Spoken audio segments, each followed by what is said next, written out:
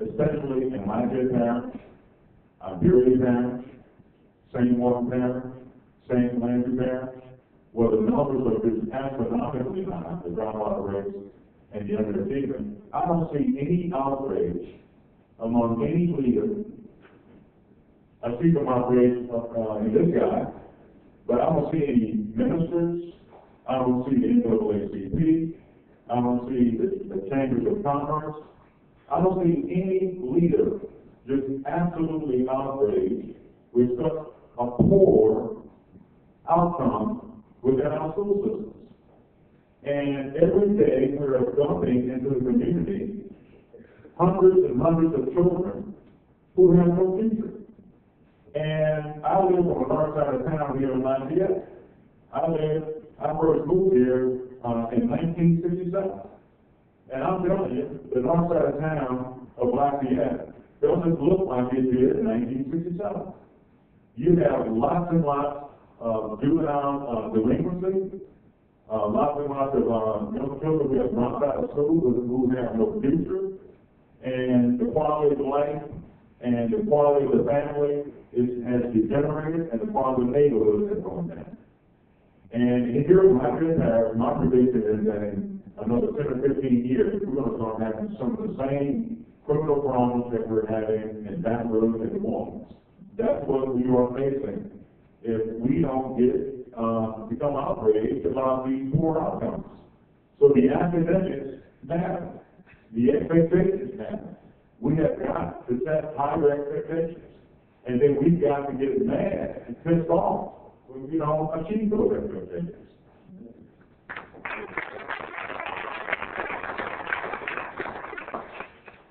We actually have some schools in Louisiana that exceed our expectations every day. We have spent some time in Louisiana looking at the real hard numbers. We have 1,300 schools in Louisiana. 1,000 of those schools are poverty schools, Title I schools. There's huge poverty throughout our state. But even amidst a sea of poverty, there are islands of excellence in our state. There are schools with large minority and poor populations that exceed the state average, not by a little bit, but by a lot.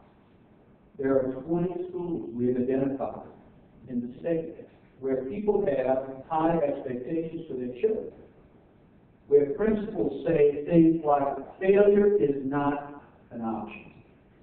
And guess what? Dr. Bowie, your question is, what happens if we went to 2.5? What would be the effect on minority students?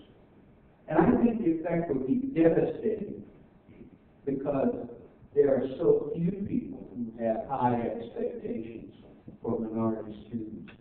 There are so few, but there are people who have high expectations for minority students. And when they do have high expectations, the results would not be devastating. So the key here is not whether the kids can do it. It is wrong to blame the kids.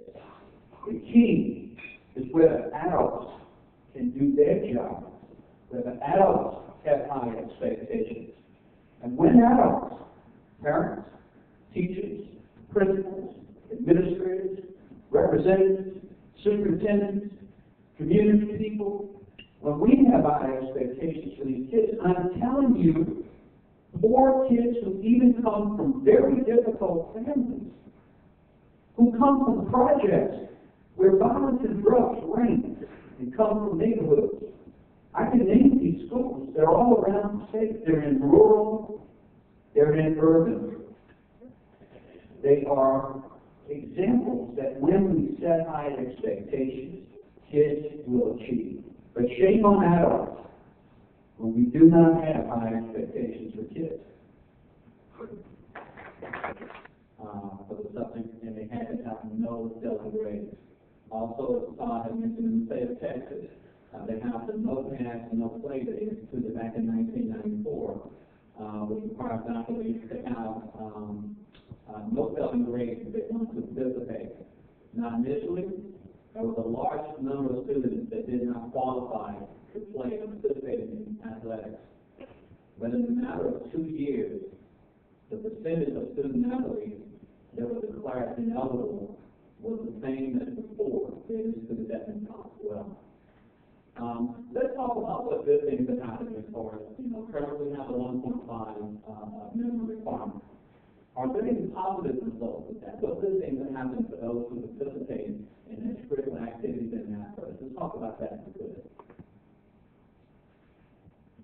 Well, I learned that East African Parish a few years ago opted out of the state standard, and they raised their standard to 2.0. A few years ago, they required an athlete to have a 2.0 to participate in athletics.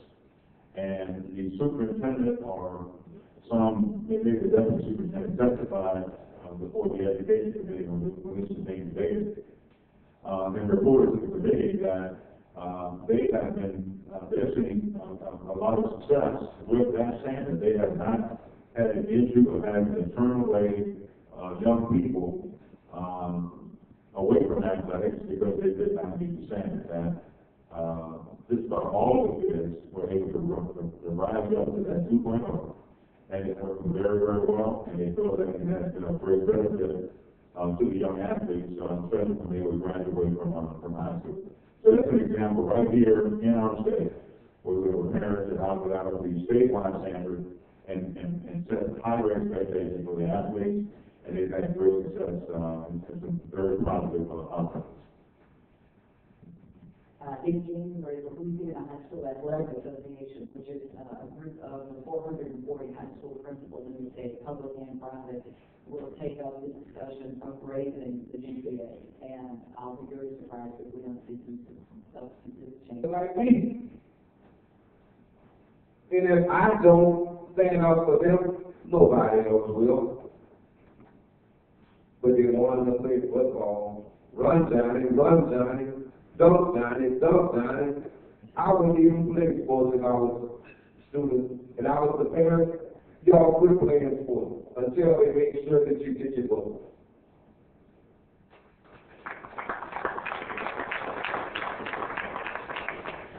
I want to share with you some of the positives that we have out there at Fort.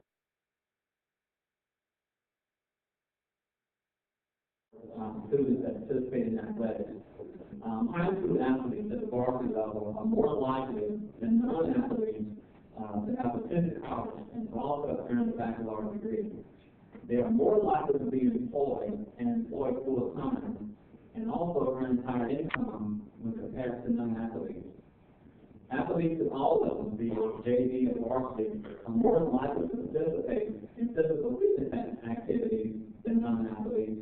They're also less likely to be daily smokers. While in high school, athletes had fewer unexcused absences, fewer skipped classes, more likely to aspire to higher education, higher graduation rates, fewer discipline referrals, and higher GPAs. That happens not only at the high school level, but at the collegiate level as well. I wanted to share that with you. At this time, what I would like to do, we've heard from our panelists, and they've been extremely well for us. I would like to bring up some of our high school students that I talked to earlier.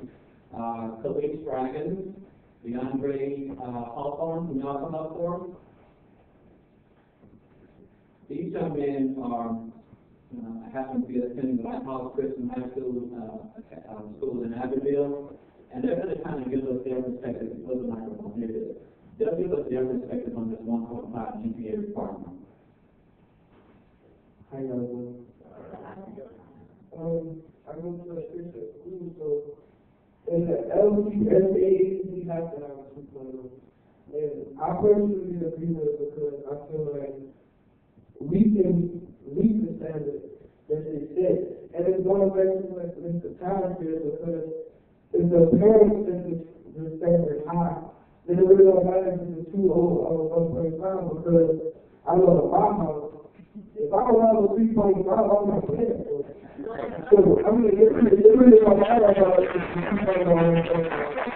So, I personally agree, and I think that it should be Y'all can't say nothing.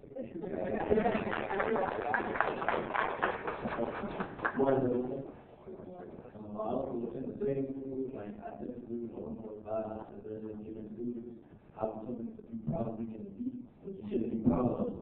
I feel like you should be proud of you feel bad and you see. I feel that's something to be able to come out and manage.